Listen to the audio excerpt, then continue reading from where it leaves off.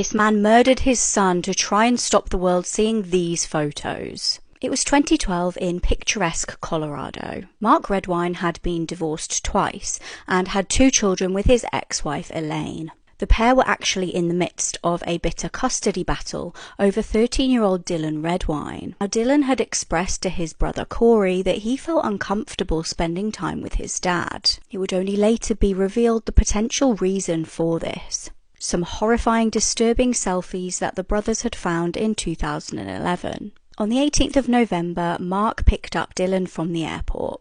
Dylan had finally agreed to go and spend some time with his dad. CCTV from the airport showed the pair barely interacting when they saw each other. Texts from Dylan's phone actually show that he had arranged to meet up with a friend the next morning at 6:30 a.m. His last text that night was at 9:37 p.m. Dylan never showed up to meet his friend the following day, and his friend texted him at 6:46 a.m. He was really worried when he never got a reply. Mark's version of events would later be that Dylan had left that morning and just simply never returned. Now, a huge search of the local area began. Everybody was looking everywhere for missing Dylan. Interestingly, at 11 p.m. that night, Mark's house went pitch black. Now, with a missing child, you would think that Mark would be up all night desperately trying to find the whereabouts of his missing child.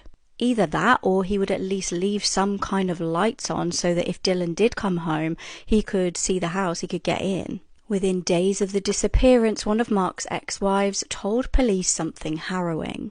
He had apparently previously told her that if he wanted to dispose of a body, he would get rid of it in the mountains. He'd also apparently said to her that he would rather kill the kids than let her have them. Obviously, this was very disturbing in the context of the custody battle that was going on. Mark was interviewed on TV and asked about the allegations against him. He appeared quite suspicious on this interview because he was talking about his son in the past tense. An agonizing 7 months passed before Dylan's remains were eventually found. He was only 8 miles from Mark's house, just off a trail.